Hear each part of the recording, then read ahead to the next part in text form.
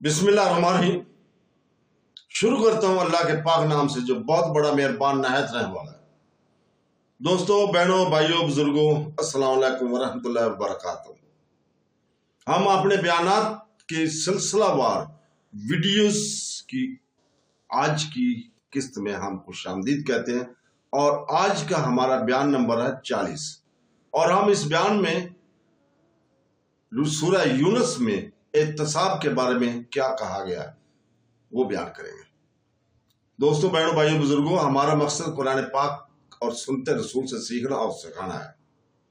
तारीख पर गौर करना, इलाही रहनुमाई से मसाइल को हल तलाश करना है। अल्लाह ताला हमारे इस बयान को नफा बख्श और तमाम दिलों के लिए नूर का जरिया बना दे, आमीन। कुरान पाक की 10वीं सूरह यूनुस जिंदगी, मौत और आखिरत की हकीकत के बारे में असबाब से भरी पड़ी है। इनका मरकजी मौज़ूआत में एहतसाब का तसव्वुर है। ये सूरह वाज़ा करती है कि हर इंसान अपने अमाल का जिम्मेदार है और कोई भी अमल ख्वाह बड़ा हो या छोटा अल्लाह ताला के इल्म से बच नहीं सकता। ये तालीम हमारे वजूद की संगीनी को उजागर करती है और इस बात पर जोर देती है कि अल्लाह ताला के सामने जो अब्दी नागजीर है और नागजीर है। सूरह यूनुस की आयत नंबर 109 में अल्लाह ताला फरमाता है कि नबी मोहम्मद सल्लल्लाहु अलैहि वसल्लम को सब्र और साबित कदम रहने की यकीन दहानी करें और जो कुछ आपकी तरफ वही की गई है। अल्लाह ताला फरमाता है, जिसका तर्जुमा है, और जो कुछ आपकी तरफ वही की गई है इसकी पैरवी करो और सब्र करो यहाँ तक कि अल्लाह फैसला कर दे और वो बेहतरीन फैसला करने वाला है। ये आयत सिखाती है कि आखिरी फैसला सिर्फ अल्लाह ताला का है जो हर जी रूह से कामल इंसाफ के साथ जवाबदा होगा। इससे मालूम होता है कि खुद नबी करीम सल्लल्लाहु अलैहि वसल्लम अपने बुलंद मर्तबे के बावजूद एहतसाब के इसी असूल के पाबंद थे। सूरह यूनुस की आयत नंबर 30 में जो अब्दी जवाबदेही की एक ताकतवर वजाहत मौजूद है। वहां पर हर शख्स को पहले के हुए अमाल के लिए आजमाइश में डाला जाएगा। वो अपने हकीकी मालिक अल्लाह ताला की तरफ लुटाए जाएंगे और इनसे वो सब कुछ खो दिया जाएगा जो घटते थे। यह आयत एहतसाब को एक जाती हकीकत के तौर पर पेश करती है। कोई दूसरे का बोझ नहीं उठा सकता और हर नफ्स अपने अमाल के साथ तन्हा खड़ा रहेगा। झूठे देवता, बुत या ख्याली सिफारिशी गायब हो जाएंगे। लोगों को अपने खालिक और जज के रूबरू छोड़ दिया जाएगा। दोस्तों, बहनों, भाइयों, बुजुर्गों, सूरह मजीद वजाहत करती है एहतसाब सिर्फ काफिर का ही नहीं है बल्कि इस बात का भी है कि लोग अपनी दुनियावी जिंदगी कैसे गुजारते हैं। आयत नंबर 27 सूरह यूनुस में अल्लाह ताला फरमाता है, लेकिन जिन्होंने बुराई कमाई, बुराई का बदला इसके बराबर है और जिल्लत उन पर छा जाएगी। अल्लाह ताला की तरफ से इनका कोई मुआवजा ना होगा। इनके चेहरे रात की तारीकी के टुकड़ों से ढके हुए होंगे। यही लोग दोज़ख के साथी हैं, वो इसमें हमेशा रहेंगे।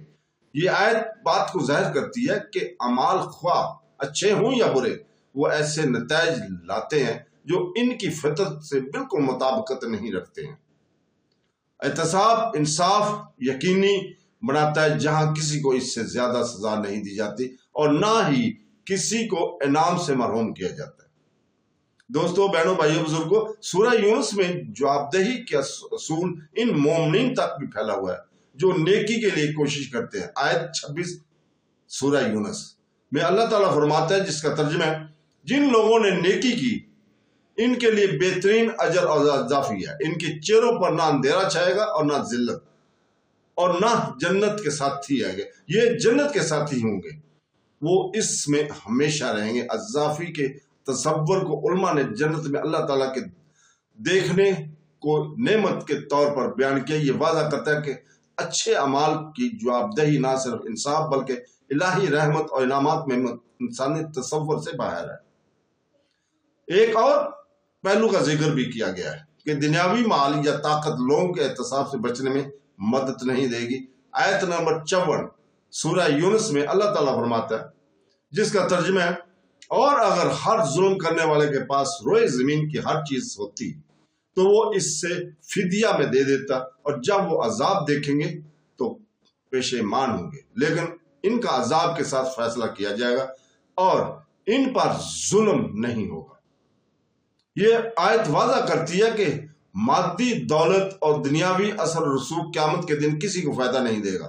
حقیقی کامیابی صرف اعمال صالحہ میں مضمر ہے، کیونکہ احتساب کو رشوت یا ٹال نہیں دیا جاتا۔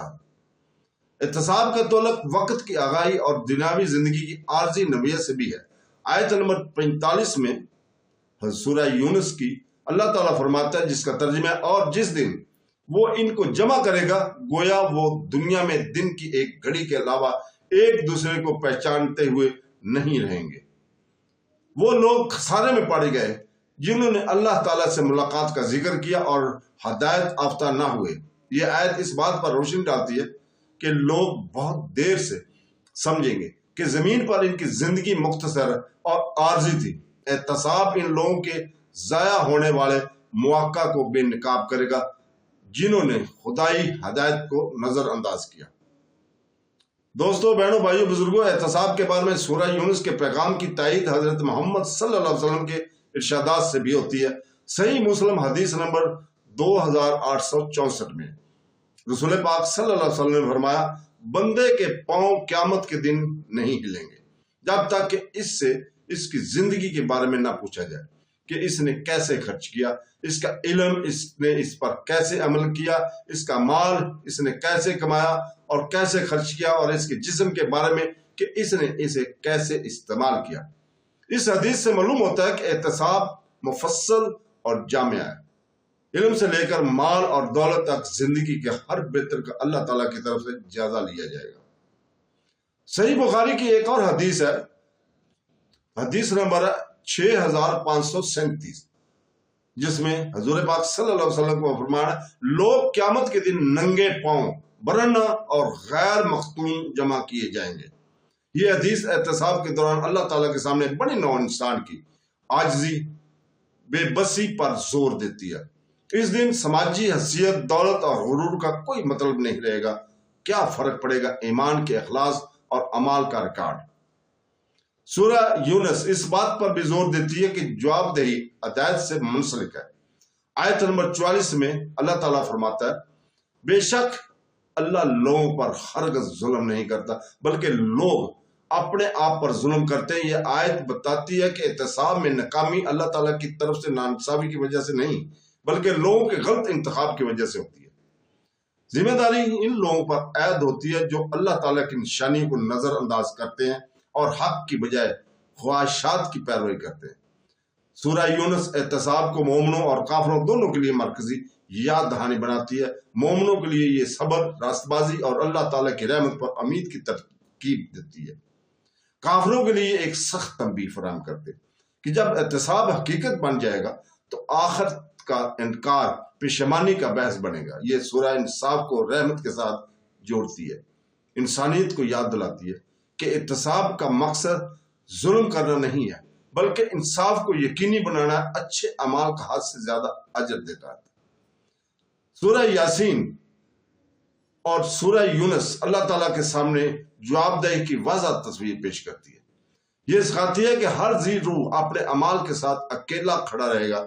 دنیاوی مال کسی کو نہیں بچا سکے گا، اور یہ کہ اللہ تعالیٰ کا انصاف مکمل ہوگا۔ اور اس سے بھی ظاہر ہوتا ہے کہ احتساب میں برائی کی سزا اور نیکی کے لیے اجر دونوں شامل ہیں۔ ان لوگوں کے لیے جو خلوص نیت سے کوشش کرتے ہیں، اور حضرت محمد صلی اللہ علیہ وسلم کے ارشادات کی تائید میں سورہ یونس یاد دلاتی ہے کہ احتساب یقینی ہے اور اس کے لیے تیاری ہر مومن کا فرض ہے۔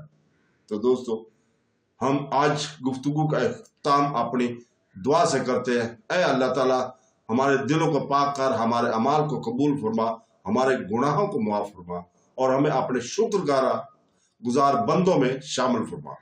آمین ثم آمین۔ اللہ حافظ۔